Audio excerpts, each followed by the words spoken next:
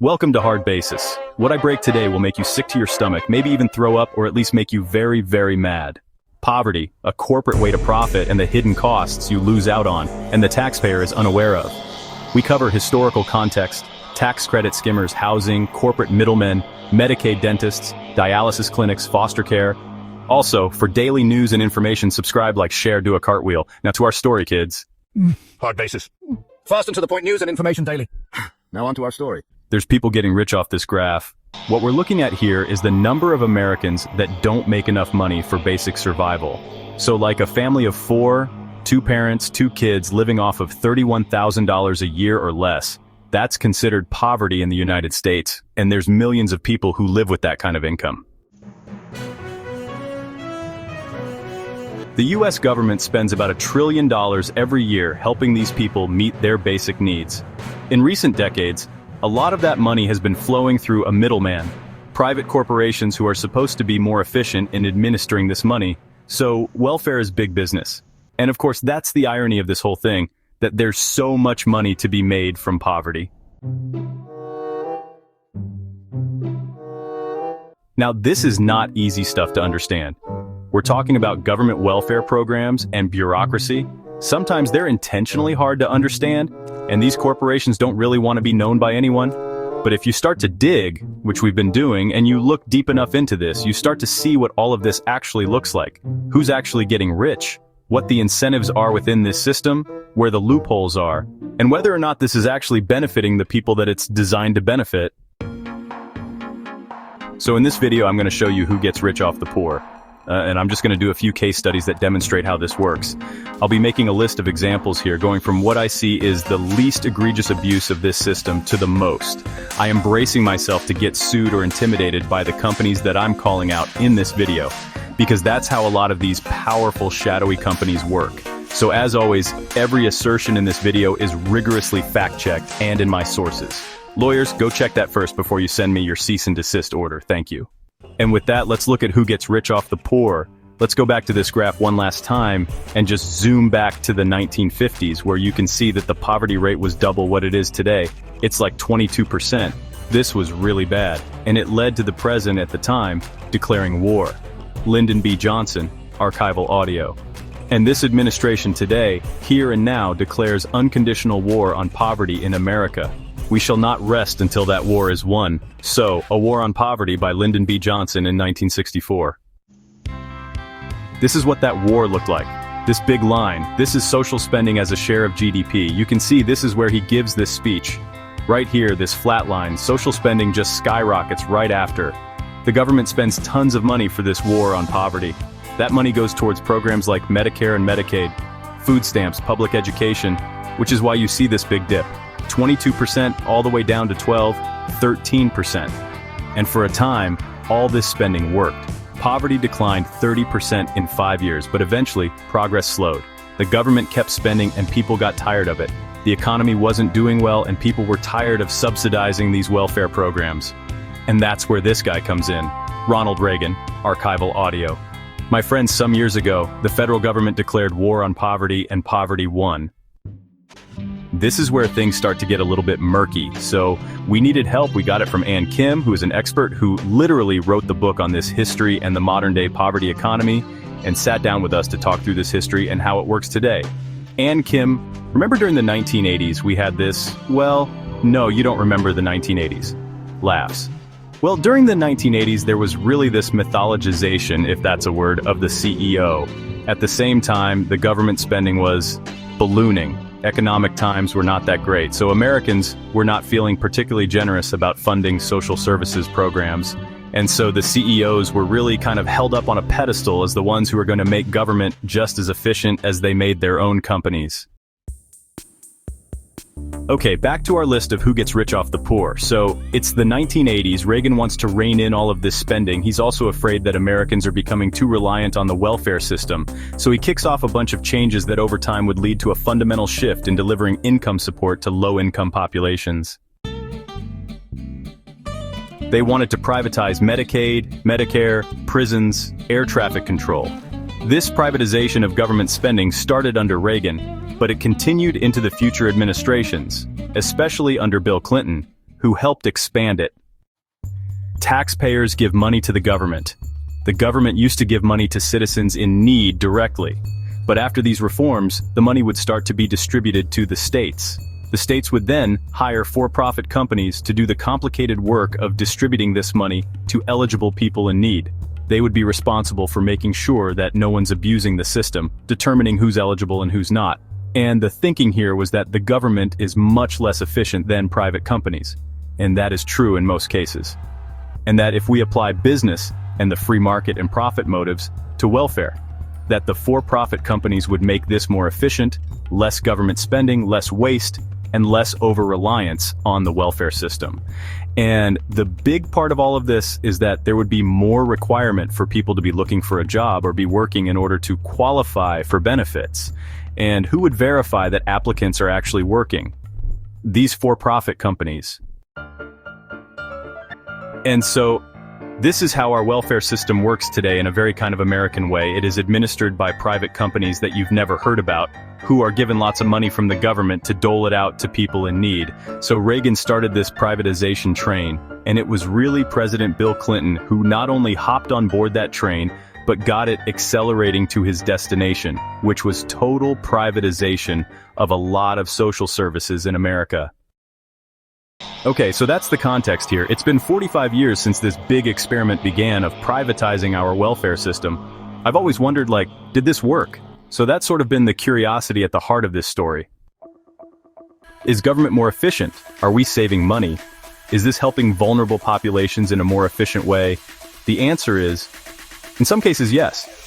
There have been positive outcomes of outsourcing to contractors within the welfare system and public spending. A good example of that is food stamps that used to come in these paper coupons, but now are delivered electronically on a debit card. This is more secure, it's more efficient, it ensures that people use these for food. There are a lot of instances where private companies have made government spending more efficient. But the purpose of this video is to shine a light on the many instances where private companies have gotten really rich off of this system in a way that has not benefited the most vulnerable and needy people in our country. The poor, the elderly, children in need, the disabled. Okay, so the first one on our list is slightly adjacent to the privatization of welfare, but it follows the same incentives and dynamics, and it has to do with taxes. One of the ways that the government subsidizes the lives of lower income people is through a tax credit. So when you file your taxes, you show that you've been working, you've made money, but you didn't make that much money, and therefore you qualify for an earned income tax credit. If you have kids, it goes up, and it kind of maxes out at around $7,000. This is a very simple thing. In a lot of countries, you check a box and you get this refund or this subsidy to your life. But in the United States, it looks like this. This is a 45-page instruction manual about all the specifics on the earned income credit, something that should be so simple, and that is a key way of helping lower income people live their lives. The tax code here in the United States is deathly complicated, intentionally designed to be so, to make certain companies rich. And this is one way that works. Low-income people who qualify for this credit don't want to fill it out themselves. And so they go to a tax preparer. Enter this guy? Well, not this guy specifically, but a guy like this representing a company like this. Liberty Tax is one of many tax preparation companies that advertise to low-income people to come in so that they can prepare their taxes and get them in on the earned income tax credit. But we now know they do so using some pretty shady means. There's a lawsuit, District of Columbia versus Liberty Tax Service. Liberty Tax was recently sued for luring low-income people by saying that they will prepare their taxes for them only to deceive these customers by secretly skimming extra money off the top of their tax refund, which, remember, includes the earned income tax credit that is meant to subsidize their lives.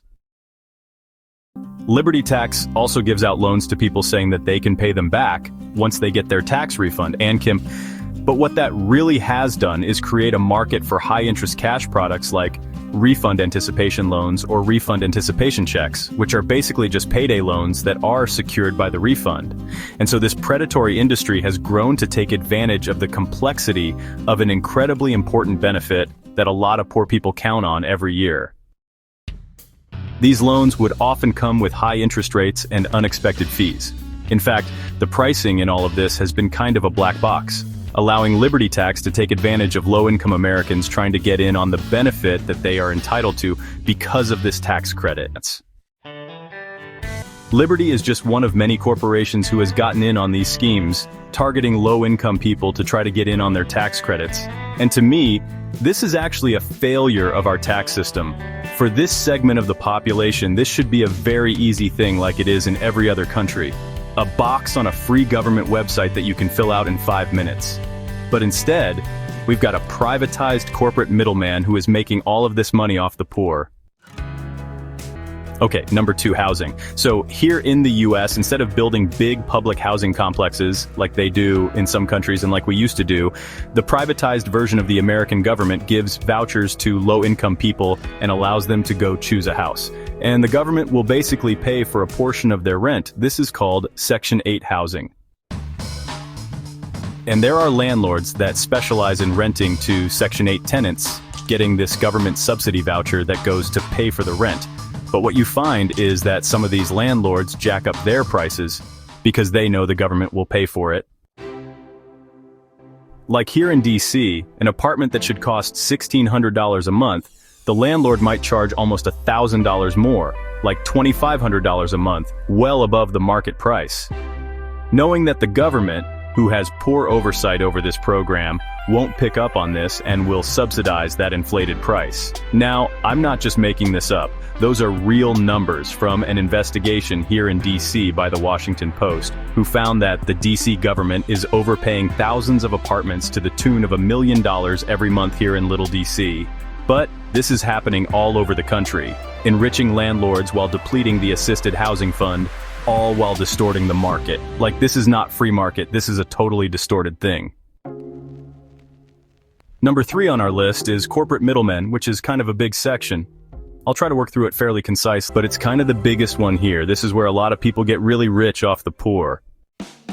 Remember from our history section just a few moments ago that Ronald Reagan shook up the welfare system by, instead of giving money directly to people in need, instead giving it to the states, who would then give it to a corporate middleman who would then distribute it. And that corporate middleman also had to kind of determine the eligibility of people, making sure they're working or they're looking for a job. And all of that is a lot of work, and these corporations were the ones to be doing it. So these are the folks who are getting government contracts to act as government in running welfare programs. They're basically agents of the government. They are mercenaries for the public sector. They're making huge decisions that benefit the everyday lives of low-income people. One of these companies, for instance, was a company called Maximus, which is one of the largest welfare services providers today. They had revenues of about $88 million in 1995, and just a few years later, their revenues were already up to $500 million. And today they're a $4.9 billion business. Now this was exactly the point for Reagan and his reformers. These corporate middlemen were supposed to be much more efficient in administering this government money, and indeed, they are for-profit companies, and they operate much more efficiently than the government itself, cutting costs and looking for ways to do things more efficiently. But let's remember, this is not like a normal corporation like McDonald's that is selling a product to a customer that can go somewhere else. Let's see what happens. A few years ago, Maximus took over Tennessee's state-run health insurance program. It's called Medicaid. And what you saw is that many children and elderly people very quickly were booted out of the program. They were found ineligible. There was a 23% increase in the number of uninsured children in the state. That's more than any other state at the time. 2018.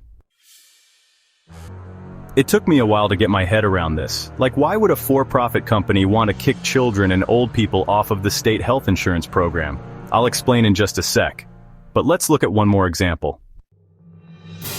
In 2016, Maximus took over the Medicaid program in Kansas.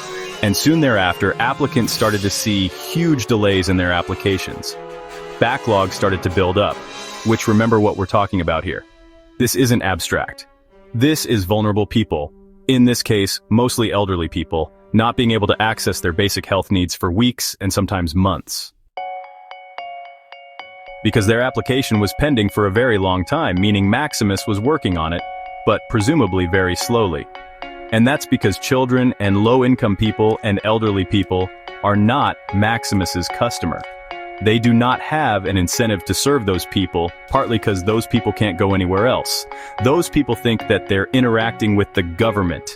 They don't know who Maximus is, and mostly because their main job is to get more government contracts and then to cut costs so that they can capture as much of that government contract as profit. So in this case, what that means is cutting staff, making it as cheap as possible to process these applications. This answers my question about why a company like Maximus would want to get people off the rolls, to deem them ineligible for these benefits because it's cheaper for them. They are motivated to find people who do not qualify and to pare down their list so they have fewer people to work on, which is less cost for them. So yes, there is cost-cutting and efficiency that's happening here, but it happens to be at the expense of vulnerable, needy people who the government is trying to give money to. Now, actually, I don't blame Maximus very much for this. I don't think they're bad people. I think they provide a very useful service in most cases. We should expect a corporation to behave like this.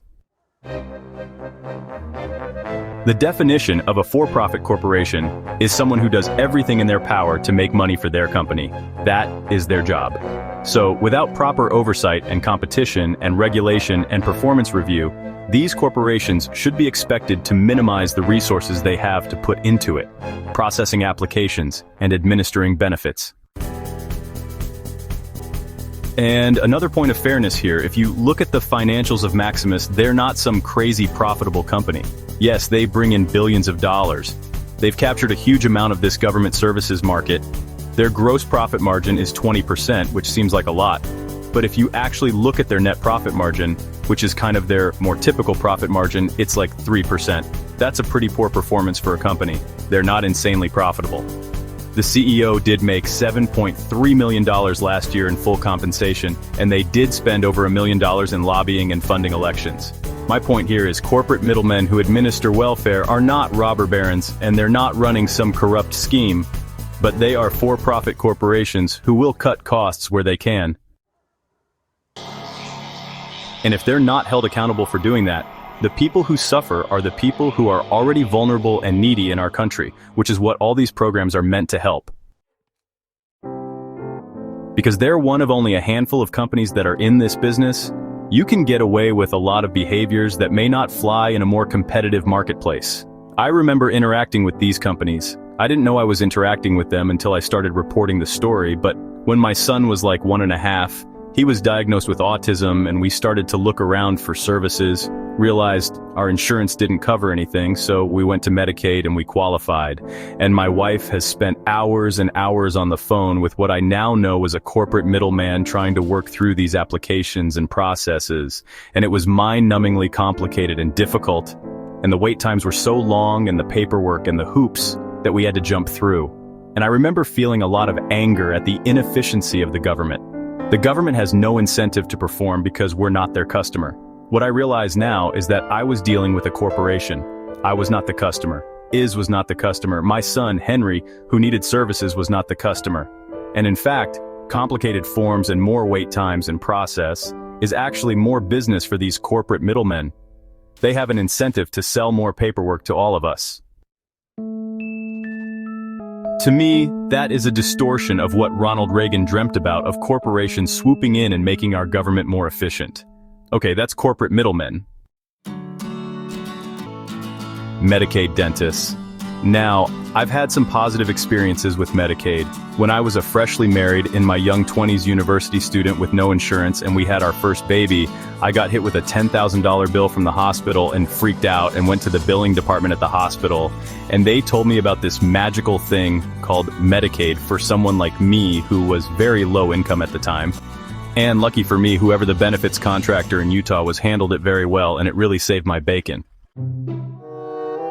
But if you look at all sides of Medicaid, you start to see entire industries that exist to take advantage of the Medicaid system. A good example of this is dentistry. It's created an enormous business opportunity for some dentists who see that they can make a living treating exclusively Medicaid patients.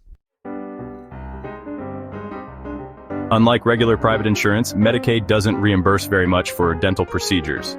So because of that, a lot of dentists don't take Medicaid as an insurance. And on the other side, there are some dentists that only take Medicaid. They specialize in appealing to patients who qualify for Medicaid, getting them in, and doing as many procedures as possible to get in on those Medicaid benefits.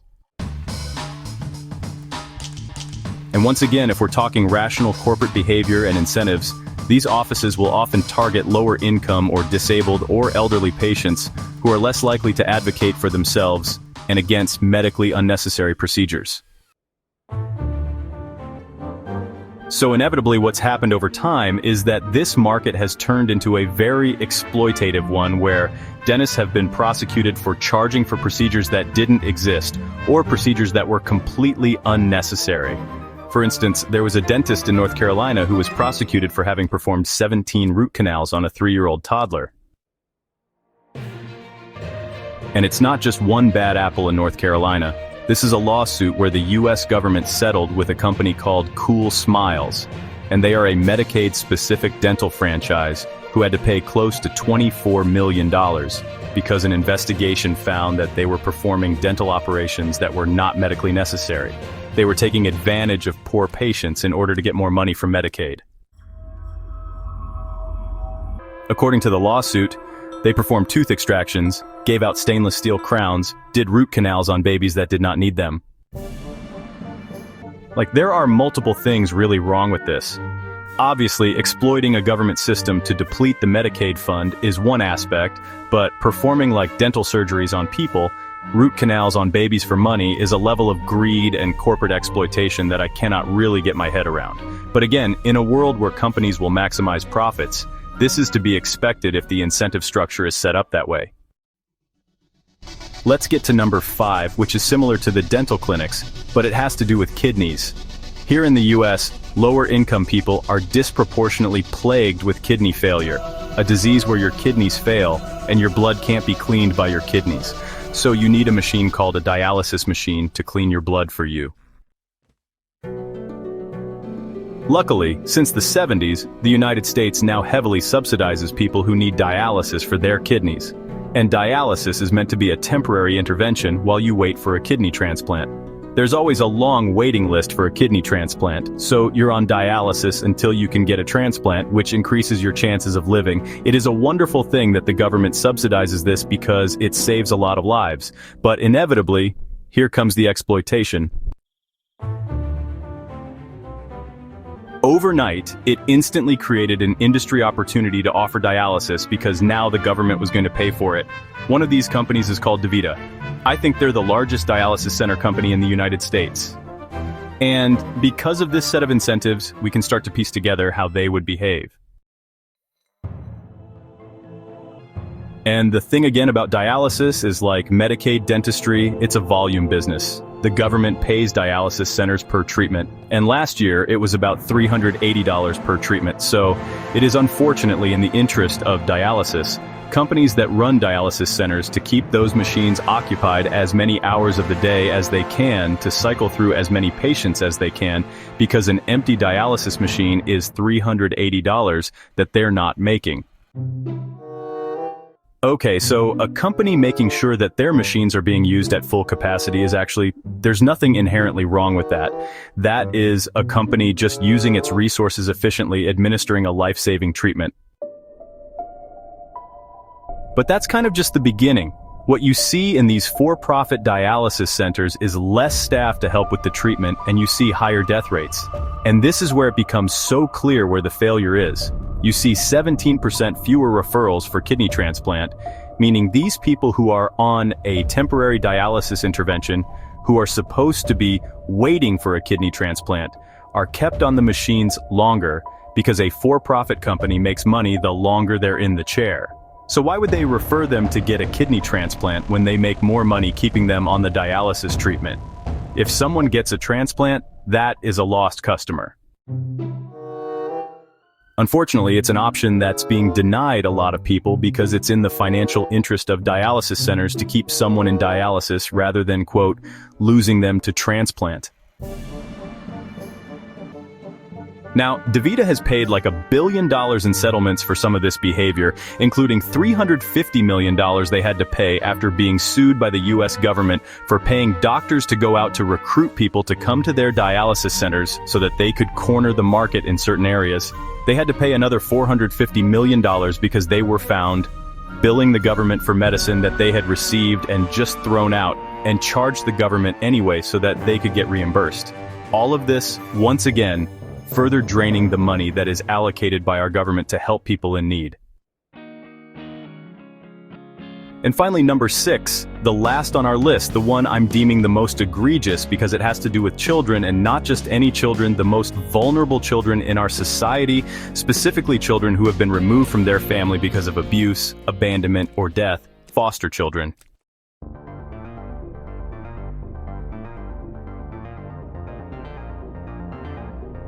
If a foster child loses a parent or is physically or mentally disabled, the federal government entitles them to around $700 a month to subsidize their lives. This is one that goes straight from the federal government, from the Social Security Fund, straight to these children, or at least it should. But here comes the corporate middlemen once again. States will often hire corporate middlemen like Maximus, who is in fact a part of this, to look through the databases of foster children to identify which of those children qualify for this benefit, meaning which of these children have a dead parent or are physically or mentally disabled, and then to go through the process of diverting that money away from the children and into state coffers. The state says they're doing this to help supplement the foster care program in their state to help boost their budget. But what feels very icky about this to me is that it creates, once again, a business opportunity for a for-profit company who is incentivized to scour these databases looking for children who qualify for this benefit to divert the money away from them and towards the state. And Maximus gets paid a fee to do this. They're incentivized to do this as a service for the state, to look through these databases and look for children who qualify. There's one NPR report from a while back that reports that the corporate middleman Maximus, who we've talked about at length here and who I will probably get sued by, would get $1,600 per child that they found who qualified for this benefit. Remember, a child whose parents are dead or who has a physical or mental disability who's entitled to around $700 a month to supplement their very difficult life. If Maximus finds that child and diverts that money into state coffers, Maximus gets paid $1,600. That was in Alaska. Oh, but it's still going on. In 2018, Washington State worked with Maximus to get $6.89 million of foster children's money. Wisconsin got $4.13 million from their foster children, thanks again to the services of Maximus. Illinois, $18.7 million from foster children. Illinois didn't work with Maximus in this case, but another similar corporate middleman called Diversified Services Network to do the same thing. None of these companies want to be known or spoken out loud. They just sort of operate as like a proxy for the government. This is what they do. This money is being diverted from going directly to the foster children to going into the statewide foster care program. So it still is benefiting those children indirectly, but it feels wrong to me because this money was intended to benefit them directly. These are the most vulnerable children in our society. This money is entitled to go to them. Okay, so that was kind of awful. I learned a lot about how the welfare system works and what privatization means.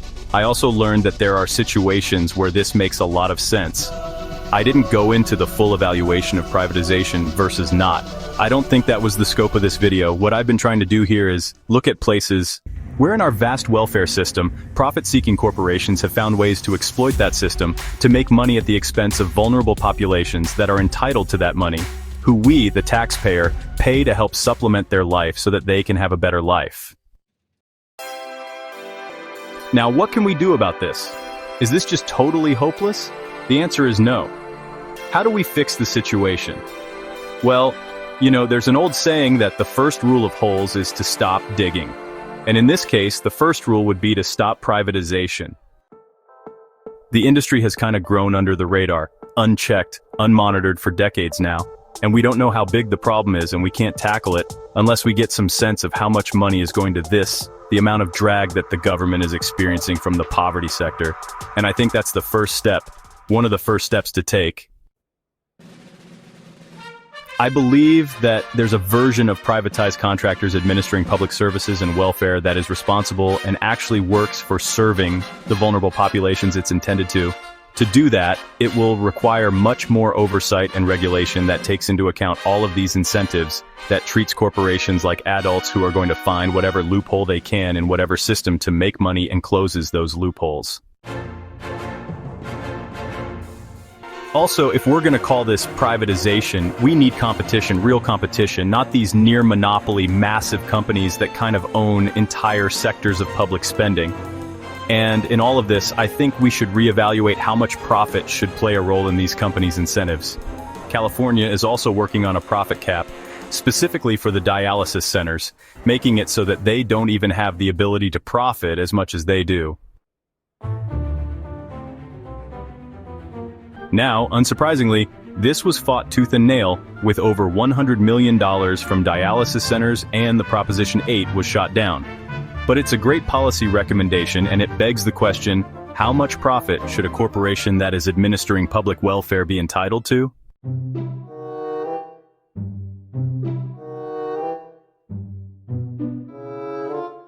But ultimately, none of this will change unless the customer demands more.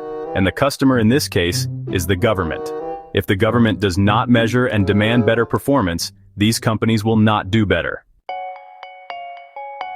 The government seems to not be demanding a lot of change on the whole. There's a trend towards more and more privatization in things like Medicaid and other benefits. Our belief in the market has allowed us to be blind to some of these failures. And my worry is, as we continue to privatize without plugging some of these gaps, without fixing some of these loopholes, we are enabling these companies to exploit those loopholes. And as we've seen, they will do it. They will find ways to continue to get rich off. Hard basis. Fast and to the point news and information daily.